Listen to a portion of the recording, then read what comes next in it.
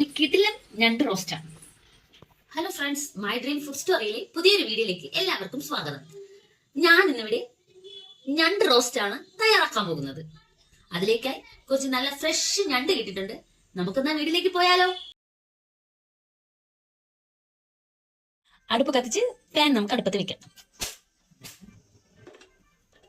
Pan ചൂടായി വന്നിട്ടുണ്ട്. നമുക്ക് അതിലേക്ക് എണ്ണ ഒഴിച്ചു കൊടുക്കാം.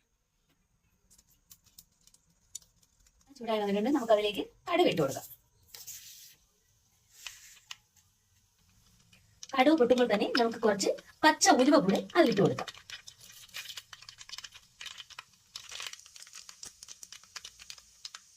ഇതിലേക്ക് നമുക്ക് അരിഞ്ഞു വെച്ചിരിക്കുന്ന സവാള ചേർത്ത് കൊടുക്കാം.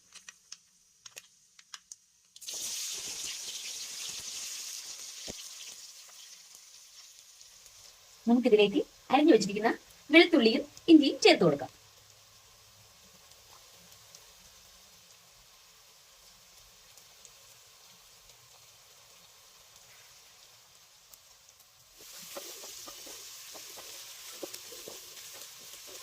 ഉള്ളിയും വെളുത്തുള്ളിയും ഇഞ്ചിയും ബ്രൗൺ കളർ ആയിട്ടുണ്ട്. നമുക്ക് അതിലേക്ക് പച്ചമുളക് ചേർത്ത് കൊടുക്കാം.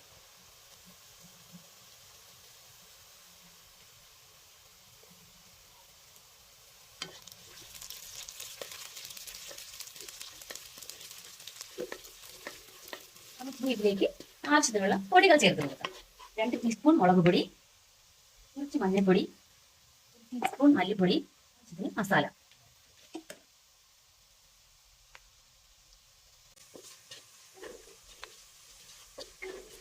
മസാലയെന്ന് കുറച്ച് നമുക്ക് മിക്സിയുടെ ജാറിലിട്ട് ഒന്ന് അരച്ചെടുത്തിട്ട് വരാം.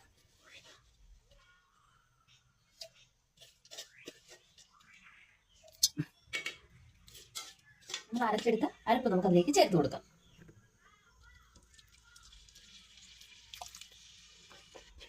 നമുക്കിനി അല്പം കൂടുതൽ ഉപ്പ് ചേർത്ത് കൊടുക്കാം.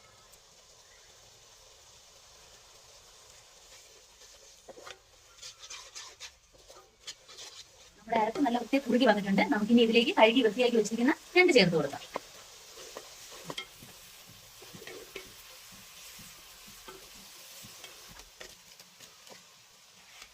ഇത് വൃത്തിയാക്കി വെച്ചിരിക്കുന്ന ഞണ്ട് നമുക്ക് അരപ്പിലേക്ക് ചേർത്ത് കൊടുത്ത് നന്നായി ഒന്ന് ഇളക്കി കുറച്ച് വെള്ളവും കൂടെ വീഴ്ത്തി നമുക്ക് അരച്ചു വെച്ച് വേവിക്കാം.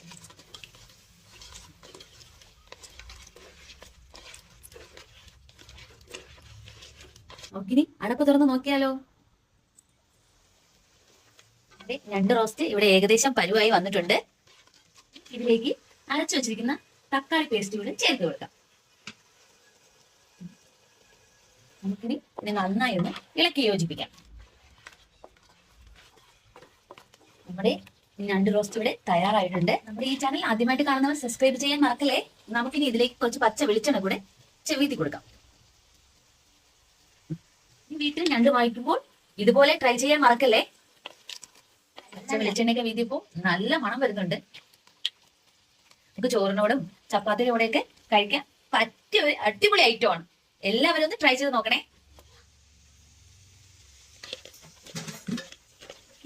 ഞണ്ട് റോസ്റ്റാണ്.